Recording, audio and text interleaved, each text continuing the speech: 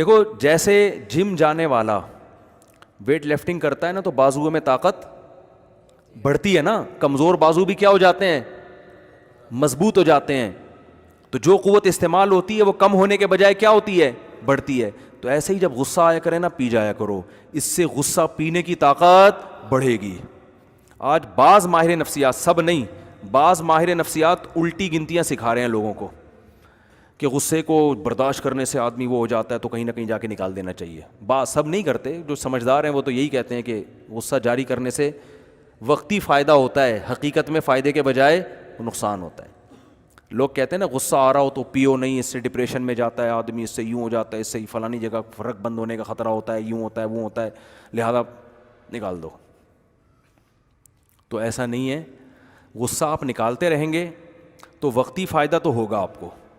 جیسے چرس پینے کا دل چاہ رہا ہے پی لو, وقتی طور پر چرس کی طلب کیا ہو جائے گی, ختم. لیکن اور مزید طلب پیدا ہوگی تھوڑے وقت کے بعد, اور جس نے نہیں پی اس کو پھر آہستہ آہستہ طلب کیا ہو جائے گی, ختم. تو بالکل یہی بات ہے, ساری برائیوں کی جڑ یہ غصہ ہے. یعنی انسان کو ترقی سے جو روکتی ہے نا جو چیز, وہ کیا ہے, غصہ. اور ہمارے ہاں اس کو فیشن بنا کے پیش کیا جاتا ہے. لوگ نوجوان فخر سے کہتے ہیں تجھے پتہ ہے تیرے بھائی کی تو کھوپڑی گھوم جاتی ہے جب کوئی الٹی بات کرتا ہے. اسٹائل بھی یہ ہوتا ہے, ابے تیرے کو میرا تو پتہ ہی ہے, یہ اسٹائل ہوتا ہے. میرے سے کوئی الٹی بات کرے تو آپ, تیرے کو پتہ ہے میری تو کھوپڑی گھوم جاتی. میں تو پھر تگا کے سنا دیتا ہوں. وہ بھی کہتا ہے ہاں یار یہی کوالٹی ہے تیرے اندر جو مجھے سب سے زیادہ پسند ہے, کیونکہ اس پہ بھی گزری نہیں ہے نا. جب اس پہ بھگتے گا نا یہ خود, کسی دن یہ پٹے گا تو بولے گا یار یہ اچھی کوالٹی نہیں ہے. بہت ٹھنڈا, انسان کو ٹھنڈا میٹھا ہونا چاہیے, سوچ سمجھ کے غصہ جاری کرے. یار بنتا بھی ہے یا نہیں, میں یہ نہیں کہہ رہا کہ غصہ آئے نہیں اور کبھی بھی جاری کرنا ہی نہیں ہے, ایسے تو لوگ کھا جائیں گے آپ کو. امام شافعی فرماتے ہیں غصے کی بات پہ بھی غصہ نہ آئے نا تو وہ گدھا ہے. امام شافعی, کیونکہ بعض لوگ ایسے صوفی بن جاتے ہیں کہ غصہ آنا ہی نہیں ہے, کچھ بھی ہو رہا ہے.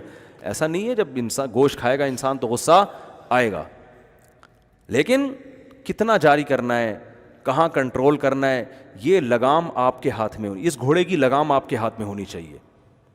ہم کیا کرتے ہیں, گھوڑے پر سوار ہو کر اپنی لگام گھوڑے کو پکڑا دیتے ہیں کہ تو بھاگ رہا ہے اسپیڈ سے تو مجھے جہاں چاہے لے جا, تو وہ تو برباد کرے گا. گھوڑا اسپیڈ میں ہوگا, لگام آپ کے ہاتھ میں, آپ نے یہاں ٹرن کرنا ہے, ادھر ٹرن کرنا ہے. تو غصہ بھی آپ کی اسپیڈ بڑھا دیتا ہے, ایک دم آدمی کہتا ہے جلدی جلدی کام ہو جائیں. تو اس کی لگام اپنے ہاتھ میں ہوگی تو کام تو جلدی جلدی ہوگا, لیکن ہوگا وہ جو کیا ہوگا, صحیح ہوگا, غلط طرف نہیں جائے گا انسان. تو میں یہ مثال دے رہا تھا کہ جیسے ویٹ لفٹنگ کرنے سے بازو مضبوط ہوتے ہیں, وزن اٹھاتا ہے تکلیف, تو ایسے ہی نا غصہ برداشت کرنے کی پریکٹس کرو, چیلنج کیا کرو. آج مجھے 10 آدمیوں پہ غصہ آئے گا, شروع میں جائز غصہ بھی نہ کرو تاکہ پریکٹس ہو جائے نا. ابے جو باڈی بلڈنگ کرتا ہے وہ خامخواہ کے ویٹ اٹھا رہا ہوتا ہے نا, حالانکہ ویٹ اٹھانے کی ضرورت بھی نہیں ہوتی. کوئی ابا نے تھوڑی کہا ہوتا ہے کہ 20 کلو آٹا لے کر آ ویٹ اٹھا, وہ کہہ رہا ہے بس جب ابا کہیں گے تو پھر اٹھے گا نہیں, تو اس سے پہلے ویٹ اٹھا لو. تو غصہ جائز بھی اگر ہونا, آپ کا سمجھتے ہو کہ یہ میں جاری کروں گا تو فائدہ ہے, تو وقتی طور پر اپنے کنٹرولنگ پاور کو بڑھانے کے لیے جہاں غصہ آ بھی رہا ہے نا وہاں کیا کرو, پی جاؤ اس کو. یار کچھ دن اس کی پریکٹس کرنی ہے بس. یہ اتنی بہترین صفت ہے نا, اگر آپ میں غصے میں کنٹرول ہو گیا. نبی صلی اللہ علیہ وسلم نے منہ پہ تعریف سے منع کیا ہے نا. یہاں تک ایک روایت میں آتے ہیں تمہاری منہ پہ تعریف کرے خاک اٹھا کے پھینک دو اس کے منہ پہ, کیونکہ یہی لوگ آپ کو تباہ کرتے ہیں. لیکن بعض صحابہ میں ایسی کوالٹیز تھیں کہ آپ صلی اللہ علیہ وسلم نے اپنا یہ اصول توڑ دیا اور ان کے بلا کے ان کے چہرے پہ ان کی تعریف کی ہے. کیونکہ بعض صفات ایسی ہوتی ہیں کہ بھائی وہ اپریشیٹ بنتا ہے اس میں, چاہے وہ منہ پہ ہی تعریف ہو. ایک صحابی کے کو نبی صلی اللہ علیہ وسلم نے فرمایا ان فیک خصلتین یحبہم اللہ ورسولہ, تمہارے اندر 2 کوالٹیز ایسی ہیں جو اللہ اس کے رسول کو بہت پسند. اور یاد رکھیں میں اور آپ کسی کے منہ پہ تعریف کریں گے نا تو یہ تعریف اتنی بڑی تعریف نہیں ہے, کیونکہ ہو سکتا ہے ہم غلطی کر رہے ہوں, لیکن سید الانبیاء جن کا مقام سب سے افضل, جن کی زبان سے حق کے علاوہ کبھی کچھ نہیں نکلا, جو کچھ کہہ رہے ہیں اللہ کی طرف سے کہہ رہے ہیں, وہ کسی صحابی کو بلا کر ان کے چہرے پہ, ان کے منہ پہ, ان کے سامنے ان کو مخاطب کر کے ان کی تعریف کریں تو اس کا مطلب بھائی وہ بڑی خاندانی صفات ہیں جو ان کو بلا کے ان کے چہرے پہ ان کی تعریف کی جا رہی ہے. یہ تو بہت ہی کوئی بڑھیا کوالٹی ہے ان کے اندر, بہت زیادہ ان کی اس میں قربانی ہے.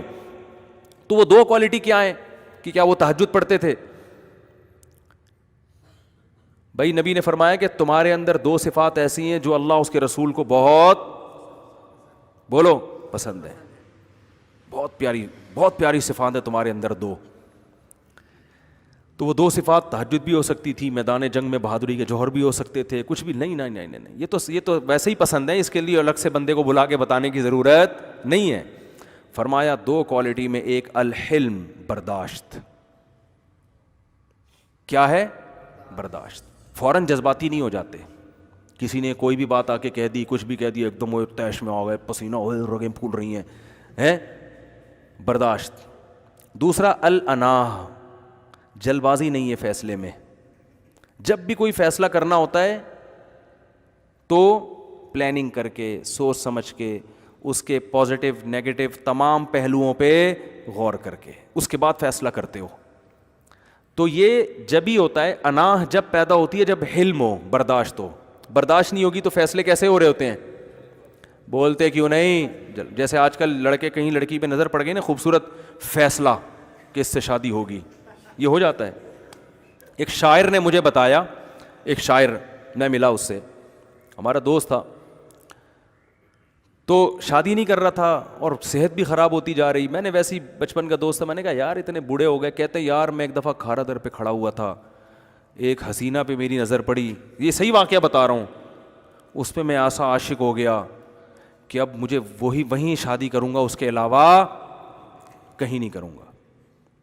یہ ہے برداشت.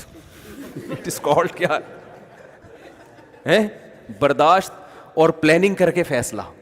ابے تجھے کیا پتا کہ وہ کوئی چور ہے, کوئی ہیروئن بیچتی ہے, یا فاحشہ تو نہیں ہے خدا نخواستہ, اس کی ماں نے اس کو کوئی سلیقہ صفائی سکھایا ہے کہ نہیں سکھایا, پردہ نماز کا کچھ ہے کہ نہیں ہے, بس شکل پسند آئی ایک دم فیصلہ کہ شادی ہوگی تو یہی ہوگی, باقی ورنہ کہیں نہیں ہوگی. میں اس لیے مثال دے رہا ہوں کہ یہ زیادہ آسانی سمجھ میں آ جائے گی. ہر کام میں ایسا چل رہا ہے, ہر کام اسی طرح ہو رہا ہے. کاروبار کا فیصلہ کریں گے, ابے یار گرمیوں میں برف کا کام ٹائٹ چل رہا ہے, وہ وسیم گولے گنڈے والا دیکھو فوراً بس کروڑوں روپے انویسٹ کر دیے, برف کی فیکٹری لگا دی, وہ تباہ ہو گئی, برباد ہو گئی. کہہ رہے ہیں ہم نے تو استخارہ نکال کے کام کیا تھا پھر بھی برباد ہو گیا. وہ بھائی آپ بزنس سے پہلے 1 سال پلاننگ کرتے, 100 دفعہ سوچتے اس کے فائدے کیا ہیں, نقصانات کیا ہیں, نہیں چلا تو برداشت کر پاؤں گا کہ نہیں کر پاؤں گا, اتنا تب پڑھے تو پاس کر ورنہ برداشت کر, ہے بھائی. تو ہر کام میں کیا ہے سوچنا. ہمارے نبی صلی اللہ علیہ وسلم اکثر فکر میں رہتے تھے, اکثر فکر میں. تو کیسے دیکھو 13 سال مشرکین کے ظلم برداشت کیے ہیں, کبھی بھی نہیں ملتا کہ اٹھا کے حکم دیا صحابہ کو, ان کو ہم برداشت کی حد ہو گئی ہے, بس اب تو ہم مار دیں گے, اب یہ کر دیں گے. حضرت بلال کو کہا کہ اب اگر تمہارا مولا تم پر پتھر رکھے تو اٹھا کے پھینک دینا اور 2 تپیڑ لگا دینا اس کے, کہیں بھی نہیں.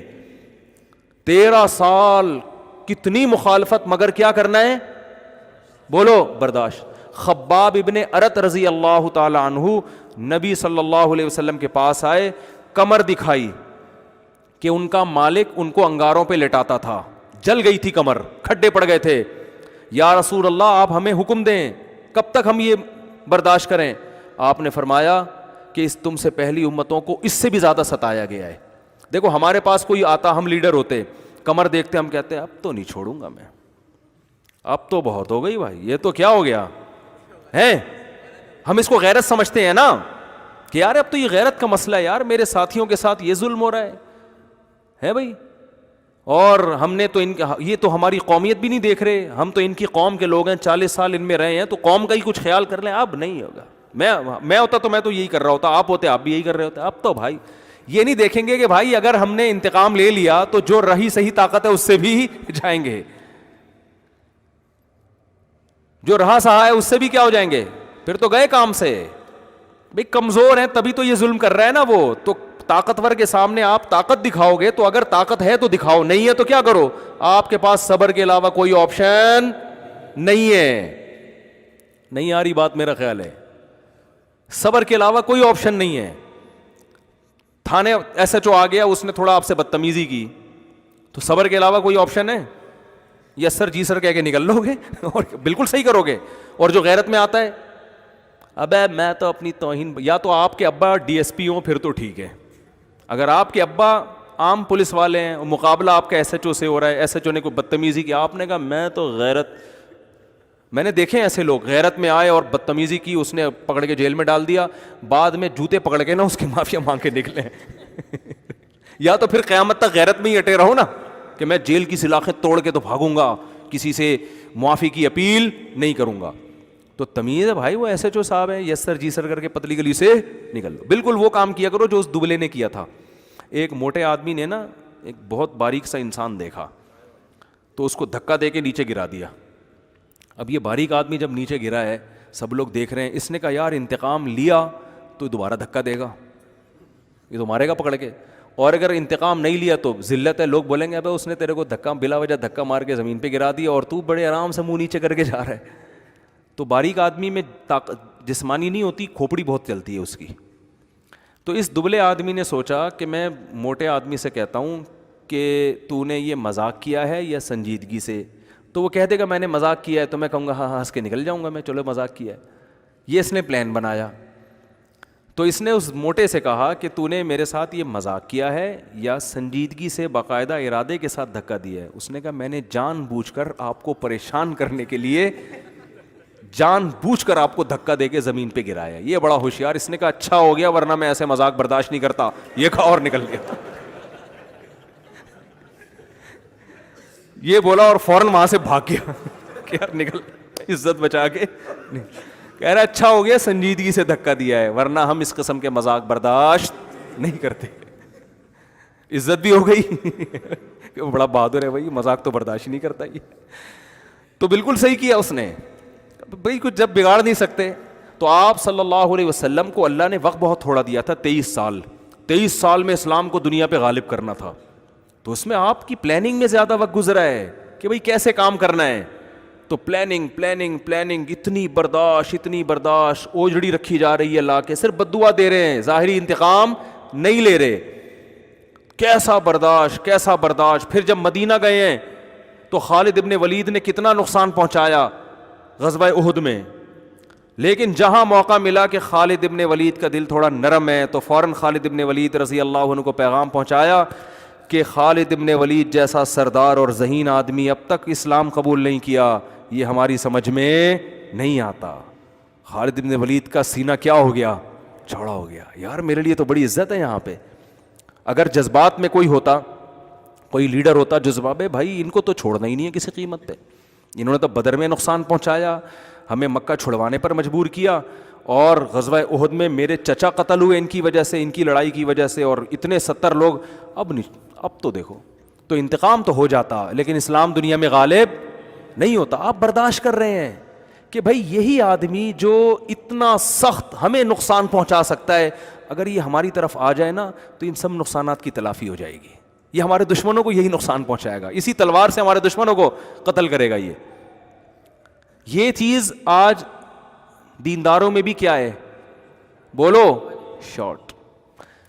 اچھا اس کو سمجھا جاتا ہے تو بات بات پہ تیش میں آئے اور لات مارے. اور میں بھی ایسا ہی ہوں, میں کوئی اتنا برداشت والا نہیں ہوں, باتیں کرنا بہت آسان ہوتا ہے, ٹھیک ہے نا. ہماری بھی کھوپڑی گھومتی رہتی ہے, پھر سیٹنگ پہ لاتے رہتے ہیں. ظاہر ہے جس کے گھر 3 ہو اس کی تو کھوپڑی کبھی بھی سیٹ ہو ہی نہیں سکتی, یہ تو یاد رکھو. وہ تو کبھی ادھر گئے تو پھر وہاں سے وہاں کیوں بیٹھے ہوئے, یہاں کیوں نہیں آئے, پھر ادھر گئے تو میں نے کہا یار اللہ کے واسطے یار جینے دو بھائی, وہ تو بیچارہ اسی میں گھومتا رہتا ہے. تو کھوپڑی جو ہے نا انسان کی سیٹنگ پہ رہے. تو آپ صلی اللہ علیہ وسلم نے صحابی سے کیا فرمایا, تمہارے اندر 2 خوبیاں ایسی ہیں جو اللہ اس کے رسول کو پسند, ایک برداشت بہت ہے, دوسرا الانا, فیصلہ جلدی نہیں کرتے. تو فیصلہ کرنے سے پہلے نا کسی بھی چیز کو نا پین لے کے لکھا کریں باقاعدہ کہ اس کام کے فائدے کیا کیا ہیں.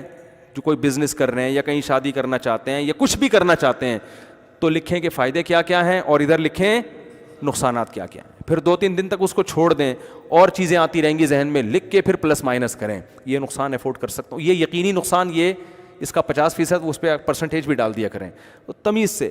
پھر بھی اگر غلط فیصلہ ہوگا تو اللہ اس میں برکت ڈال دے گا.